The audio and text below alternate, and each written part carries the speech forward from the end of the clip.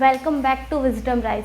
आज हम अभी part 4 of first chapter some basic concepts of chemistry start करने जा रहे हैं। एक्चुअली हमको ये टॉपिक पार्ट 3 में ही कंप्लीट करना चाहिए था, बट ऑफकोर्स वो हुआ नहीं, तो अभी पार्ट 4 में हम वो टॉपिक कंप्लीट करेंगे। आप लोगों को याद होगा पार्ट 3 अगर आप लोगों ने देखा होगा तो ये जो ग्राफ है मैटर वाला, हम उसी को कंप्लीट करने जा रहे हैं। ठीक है, तो सबसे पहले हम बात किसकी कर रहे थे? मैटर्स की। तो मैटर की अगर डेफिनेशन की बात करें तो डेफिनेशन हो गया था anything which have some mass and occupied some space, या anything which have some mass as well as have some volume. Volume मतलब कोई भी चीज़ कितनी जगह ऑक्युपाइड करती है वही उसकी वॉल्यूम होती है। तो anything which have some mass and occupied some volume, occupied some space are called as matters. तो मैटर्स में हमारा पहला टॉपिक जो चल रहा था वो स्टेट ऑफ मैटर चल रहा था। ठीक है, तो स्टेट ऑफ मैटर मैंने आपको कितना बताया है? तो there is 5 state of matter. There is 5 state of matter. 5 कौन कौन से? तो पहला स्टेट ऑफ मैटर है सॉलिड्स, दूसरा स्टेट ऑफ मैटर है लिक्विड्स, तीसरा स्टेट ऑफ मैटर है gas, fourth state of matter है plasma and fifth state matter है Bose Einstein condense particles. Of course fourth fifth आपको पढ़ना नहीं है, बट आपको सिर्फ नाम जानना है। ठीक है, तो ये हो गया fourth state of matters, sorry 5 state of matter. अब अगर हम बात करें सॉलिड्स की, तो हमको 2 चीज़ें किसी भी स्टेट ऑफ मैटर को जानने से पहले जाननी पड़ेंगी। ये एक सॉलिड का स्ट्रक्चर है, इस स्ट्रक्चर को ध्यान से देखो। ये मैटर जो होता है वो स्मॉल स्फेरिकल पार्टिकल से मिलकर बना होता है। ठीक है, इन पार्टिकल्स को हम बोलते हैं मॉलिक्यूल्स। इन पार्टिकल्स को हम क्या बोलते हैं? मॉलिक्यूल्स।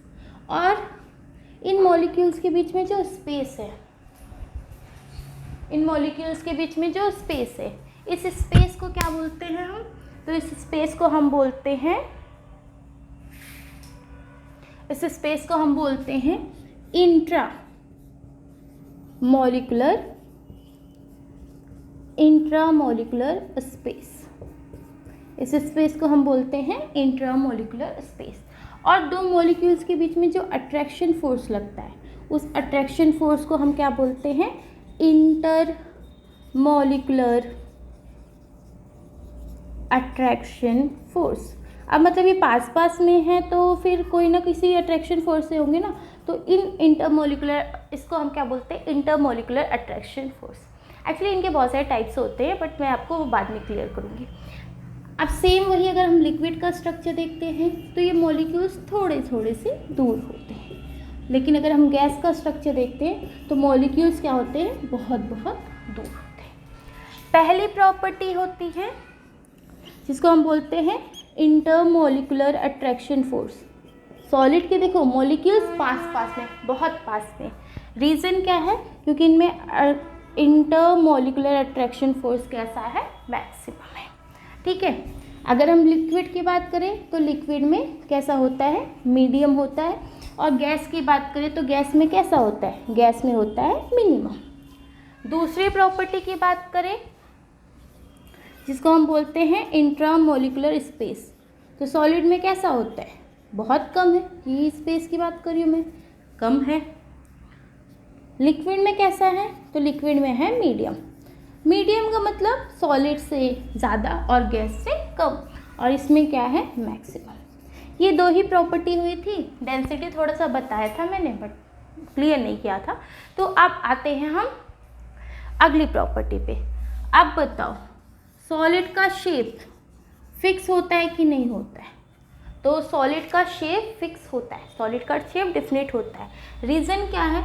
रीज़न है इसके मॉलिक्यूल्स। इसके मॉलिक्यूल्स इतने पास में हैं। ये सपोज एक डब्बा होता, हम डब्बे को हिलाते हैं, इसको जगह थोड़ी कहीं जाने की, तो इसका शेप जो होता है वो क्या होता है? डिफिनेट होता है। अगर मैं बात करूँ सॉलिड के वॉल्यूम्स की, तो सॉलिड का वॉल्यूम फिक्स होता है कि नहीं? अब फॉर एग्जांपल इसको मैं इस हाथ पे रख रही हूँ, इतनी जगह घेर रहा है, इसी को मैं इस हाथ पे रख रही हूँ, इतनी जगह घेर रहा है। इसी को मैंने कहीं किसी टेबल पे रख दिया तो भी सेम जगह घेरेगा। तो इसका वॉल्यूम भी क्या होता है, डिफिनिट होता है। ठीक है, सॉलिड का जो होता है शेप और वॉल्यूम दोनों के दोनों डिफिनिट होते हैं।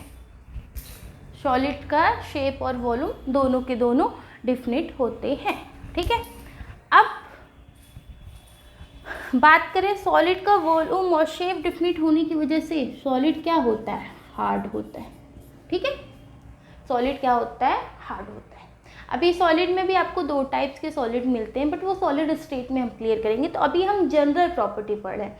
अब अगर हम किसी चीज़ की जनरल प्रॉपर्टी पढ़ते हैं ना, तो ये ज़रूरी नहीं कि उसके हर एक पार्टिकुलर एग्जाम्पल पर लगे, कभी कभी नहीं लगता है। ठीक है, तो आपको ये नहीं समझना है कि ये गलत हो गया। जैसे फॉर एग्जांपल अगर मैं बोल रही हूँ कि सॉलिड का शेप फिक्स है, इलास्टिक ले लो आप, रबड़ ले लो, वो फैलता है, क्या वो सॉलिड नहीं है? तो इसका अलग एक्सप्लेनेशन है। अभी मैं जनरल टर्म में बात कर रही हूँ। वॉल्यूम भी क्या हो गया, फिक्स हो गया। ठीक है, अब बात करते हैं सॉलिड की density. I think so in 5 point के अलावा आपको किसी और पॉइंट की ज़रूरत है। तो डेंसिटी बराबर क्या होता है, तो डेंसिटी मतलब किसी चीज़ का कितना वज़न कितनी जगह घेरता है। आप समझो, ये मान लो 10 ग्राम है और ये मेरे हाथ पर 10 मीटर क्यूब जगह घेर रहा है, ज़्यादा बोल दिया मैंने, सॉरी, 10 सेंटीमीटर क्यूब जगह घेर रहा है। तो 10/10 1, तो 1 ग्राम पर सेंटीमीटर क्यूब जो है इसकी डेंसिटी हो जाएगी। ठीक है, तो डेंसिटी मीन्स होता है, डेंसिटी को रो से डिनोट करते हैं, डेंसिटी मीन्स होता है मास अपॉन वॉल्यूम। ठीक है, अगर किसी सब्सटेंस का मास ज़्यादा है और वॉल्यूम कम है तो उसकी डेंसिटी कैसी होगी, ज़्यादा होगी। ठीक है, अब इसका एग्जाम्पल एक देखते हैं। हमने ना 1 kg हमने क्या ले लिया, आयरन ले लिया। ठीक है, अब 1 kg हम क्या ले सकते हैं, वाटर ले सकते हैं, और 1 kg ही हम कोई गैस ले सकते हैं। ठीक है, अब ये नहीं कन्फ्यूजन होना कि वाटर kg में नहीं होता है, मास वाटर का kg में हो सकता है। ठीक है, तो हमने 1 kg आयरन, वाटर और गैस लिया। ठीक है, अब इस कमरे में मैं रख रही हूँ। जो आयरन है 1 kg वो हो सकता है मेरे हाथ पे ही आ जाए। ठीक है, या किसी कोने रखूँगी तो वो उतना वज़न खेल लेगा। 1 kg वाटर मैंने किया, वो स्प्रेड हो जाएगा। ठीक है, बट 1 kg गैस वो पूरे कमरे में स्प्रेड हो जाएगा।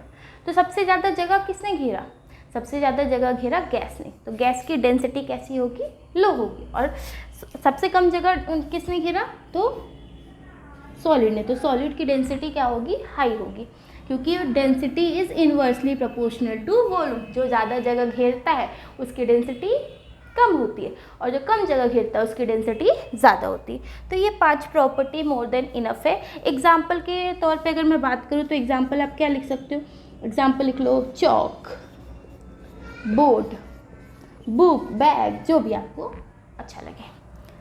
अब मैं बात करती हूँ लिक्विड। तो बताओ लिक्विड का शेप फिक्स होता है कि नहीं होता है, तो लिक्विड का शेप फिक्स नहीं होता है, इनडिफिनिट होता है। लिक्विड क्या करता है, कंटेनर का शेप ऑब्टेन करता है। कंटेनर मतलब कोई चीज़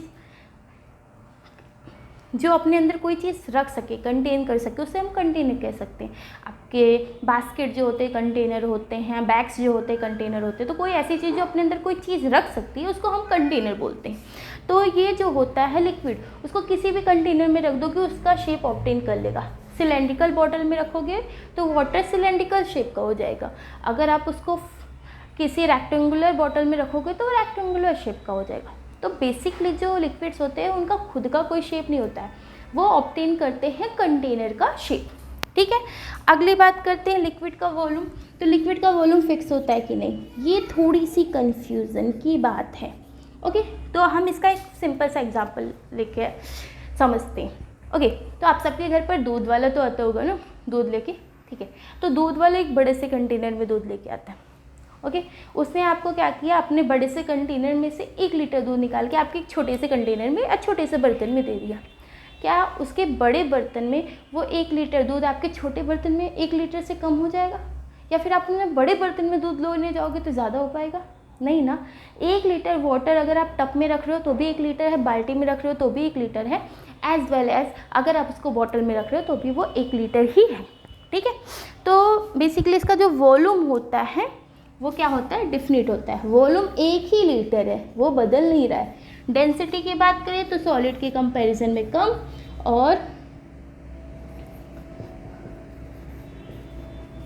और गैस के कंपैरिजन में ज़्यादा, तो डेंसिटी हो गई इसकी मीडियम। एग्जाम्पल की बात करें, ऑयल हो गया, वाटर हो गया, मिल्क हो गया, ETC। आगे बात करते हैं गैस की। तो गैस क्या होता है? गैस का शेप ऑफ कोर्स फिक्स नहीं होता है, गैस का शेप इनडिफिनिट होता है। गैस का वॉल्यूम भी इनडिफिनिट होता है। गैस का वॉल्यूम इनडिफिनिट होता है। गैस की डेंसिटी लो होती है। वॉल्यूम वाला बात थोड़ा क्लियर कर दो, ठीक है। तो वॉल्यूम वाली बात ये है कि अगर आप ना 1 लीटर गैस ले लो सपोज, हाँ, उसको एक कमरे में छोड़ दो, कमरा वो पूरे कमरे में चला जाएगा, भले थोड़ा थोड़ा ही जाए लेकिन पूरे कमरे में फैल जाएगा। उसी को एक बड़े से हॉल में छोड़ दो, पूरे हॉल में फैल जाएगा। उसी को छोटे से डब्बे में लेके आओ, वो पूरे डब्बे में आ जाएगा। तो जितना बड़ा आपका शेप होगा, वो गैस जो होगी उसकी डेंसिटी जो होगी, उसका जो वॉल्यूम हो वो ऑक्यूपाई कर ही लेगा। तो इसलिए इसका वॉल्यूम भी इनडिफिनिट होता है। एग्जाम्पल ले लो, तो air is gas, O2, CO2, CO, ETC। Okay. एक चीज़ और होती है कि anything which has some mass and occupied some space. Space तो गैस ऑक्यूपाई करता है, मास गैस का होता है कि नहीं। तो आपको पता होगा, जब परफ्यूम की बोतल लेने जाते हो भारी होती है थोड़ी, जब परफ्यूम ख़त्म हो जाता है तो खाली होती है, ठीक है। अगर कंटेनर का वज़न रहता सिर्फ, तो क्या वो परफ्यूम की बोतल का वेट कभी बदलता? नहीं बदलता, ठीक है। तो जब भी हमको गैस का वज़न करना होता है, हम ऐसे नहीं कर सकते, ऐसे मीटर लेके घूम रहे गैस नापने, नहीं नाप सकते। हम क्या करेंगे, खाली कंटेनर लेंगे, पहले कंटेनर का वज़न करेंगे, देन उसमें गैस फिल करेंगे, गैस का वज़न करेंगे, then gas plus container minus container बचा के गैस। तो गैस का वज़न होता है, ठीक है। अब कुछ प्रॉपर्टी जो इनकी इंडिविजुअल प्रॉपर्टी होती है, बाकी सब में नहीं होती। जैसे सॉलिड क्या होते हैं? हार्ड होते हैं, ठीक है, सॉलिड हार्ड होते हैं। लिक्विड क्या होते हैं? तो लिक्विड में होती है प्रॉपर्टी टू फ्लो, तो इसको हम बोलते हैं फ्लूइडिटी। गैस में क्या प्रॉपर्टी होती है? गैस भी फ्लो करता है, अच्छे से फ्लो करता है। गैस में क्या प्रॉपर्टी होती है इसके अलावा? कंप्रेसिबिलिटी। हम गैस को कंप्रेस कर सकते हैं। क्यों कर सकते हैं? क्योंकि इनके बीच की ये जो जगह है ना, ये ज़्यादा है। तो जब हम इसको दबाएंगे तो ये मॉलिक्यूल इस जगह पर आ जाएंगे, तो हम गैस को कर सकते हैं कंप्रेस। तो आप फटाफट ये पॉइंट लिख लो, इसमें बहुत इंपॉर्टेंट ऐसा कुछ है नहीं, और ऐसा भी नहीं है कि जो पॉइंट्स आप जानते नहीं हैं, बट क्योंकि टॉपिक है तो पढ़ाना है, तो मैंने पढ़ा दिया। तो आप इसको एक बार फटाफट रिवाइज करें, देन आगे हम interconversion of state of matter देखेंगे, जल्दी जल्दी देखेंगे, और उसके बाद अपने ग्राफ को कंप्लीट करेंगे। मैं 2 मिनट का गैप देती हूँ आपको, जल्दी से नोट कर लो।